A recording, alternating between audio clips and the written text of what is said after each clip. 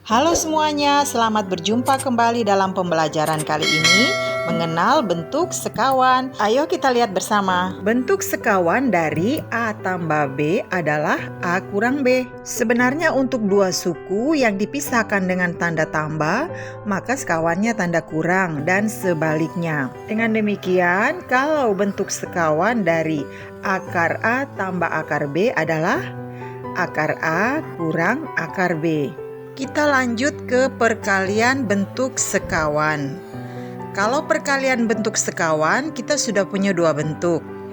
A ditambah B dikalikan dengan A kurang B, ini dua bentuk yang saling sekawan. Maka hasil perkaliannya adalah A kuadrat kurang B kuadrat. Sedangkan untuk bentuk sekawan yang kedua, yaitu akar A ditambah B, kita kalikan dengan bentuk sekawannya akar A kurang akar B, maka hasil perkaliannya adalah A tambah B. Karena kita tahu bersama akar A dikali akar A menghasilkan A. Begitupun akar B dikali akar B menghasilkan B. Setelah kita mengenal bentuk sekawan dan perkalian bentuk sekawan, maka mari kita lihat kemudian merasionalkan penyebut berbentuk akar. Dari katanya saja merasionalkan, maka kita harus buat sampai menghasilkan bilangan rasional. Dan penyebut bentuk akar berarti fokus kita hanya pada penyebut yang berbentuk akar. Lalu bagaimana caranya kita merasionalkan penyebut berbentuk akar?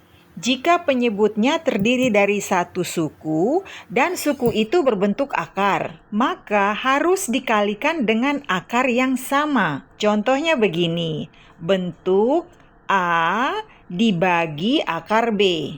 Fokus kita hanya untuk penyebut yang berbentuk akar. Dalam hal ini yang kita perhatikan adalah bentuk akar B. Cara merasionalkan penyebut yang berbentuk akar, dalam hal ini akar B, adalah dengan mengalihkan bentuk akar yang sama, yaitu akar B dibagi akar B. Kenapa mesti akar B dibagi akar B? Karena pembagian dua suku yang sama akan bernilai 1. Kenapa kita harus menemukan angka 1 ini? Agar bentuk semula A dibagi akar B, jika dikalikan 1, akan menghasilkan A dibagi akar B. Jadi bentuknya kita pastikan tidak berubah. Mari kita menyelesaikan bentuk pertama tadi. A dibagi akar B, lalu sekarang kita manipulasi menjadi A dibagi akar B, kita kalikan dengan penyebut berbentuk akar yang sama, yaitu dikalikan akar B dibagi akar B. Sekarang perhatikan pembilang. A dikali akar B menghasilkan A akar B. Ke penyebut, akar B dikali akar B menghasilkan B. Sehingga bentuk A dibagi akar B, jika dirasionalkan akan menjadi A akar B bagi akar B. Nah, perhatikan penyebutnya sudah tidak lagi berbentuk akar, sehingga ini sudah menjadi bilangan rasional. Maka bentuk pertama untuk penyebut yang tunggal dan berbentuk akar selesai. Kita pindah ke bagian yang kedua. Jika penyebutnya itu berbentuk penjumlahan atau pengurangan, dan ada bentuk akarnya, seperti yang penyebutnya berbentuk A tambah akar B, atau akar A tambah akar B, akar A kurang akar B, dan seterusnya. Maka untuk merasionalkan bentuk yang demikian, kita harus kalikan dengan bentuk sekawan dari penyebutnya. Seperti pada bentuk pertama ini. Bentuk pertama, C dibagi A tambah akar B, maka kita perhatikan penyebutnya. Penyebutnya berbentuk A tambah akar B, sehingga kita harus kalikan dengan sekawan penyebut. Ingat, sekawan tadi kalau tanda tambah dikalikan dengan tanda kurang dan sebaliknya. Maka bentuknya menjadi C dibagi A tambah akar B, fokus di warna merah ya, dikali A kurang akar B, dibagi A kurang akar B sebagai bentuk sekawan. Maka tinggal kita kalikan pembilang dan penyebut masing-masingnya. Kita ke pembilang dulu. Pembilang itu terdiri dari C dikalikan 2 suku A kurang akar B. Biarkan saja suku kedua ditulis dalam kurung. Sedangkan penyebutnya berbentuk sekawan, sehingga hasil perkalian dari penyebutnya ini berbentuk A kuadrat kurang B. Mudah-mudahan bisa dipahami ya. Kita pindah ke bentuk kedua. Bentuk kedua ini mirip dengan bentuk pertama. Hanya di bentuk kedua ini kita tampilkan penyebutnya kedua-dua suku berbentuk akar. Nah, sebagai contoh, C dibagi akar A tambah akar B. Ini jadi 2 penyebut ini berbentuk akar.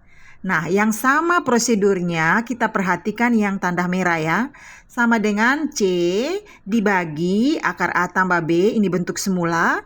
Kita kalikan dengan sekawan dari penyebut, yaitu akar A kurang akar B dibagi akar A kurang akar B.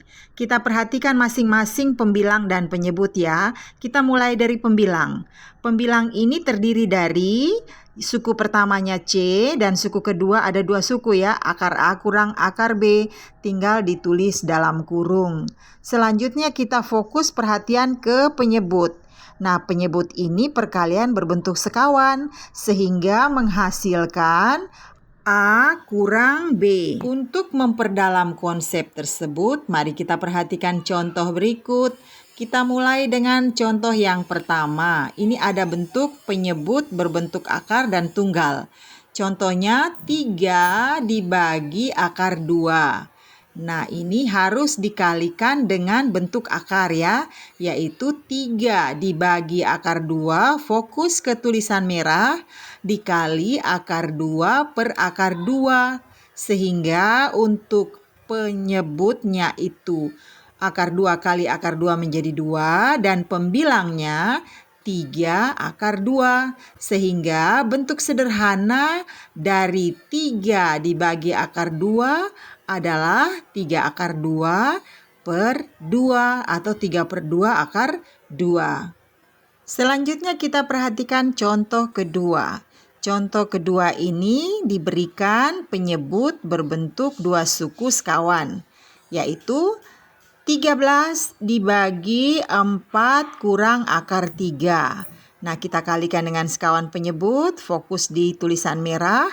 13 per 4 kurang akar 3 dikali 4 tambah akar 3 bagi 4 tambah akar 3. Selanjutnya pembilang dikali pembilang, penyebut dikali penyebut. Nah, ini menghasilkan 13 kali 4 tambah akar 3 dibagi 16 kurang akar 3. Ini belum selesai ya. Silahkan dilanjutkan untuk sampai pada bentuk yang paling sederhana. Jadi tugas kamu yang nomor 2, selesaikan 2 langkah berikutnya. Untuk contoh ketiga, ini 2 suku di penyebut, dua-duanya berbentuk akar. 4 dibagi akar 5 kurang akar 3. Nah, kita kalikan dengan sekawannya, fokus di tulisan merah. Hasil perkaliannya adalah 4 dikali akar 5 tambah akar 3 dibagi 5 kurang 3. Makin lancar ya.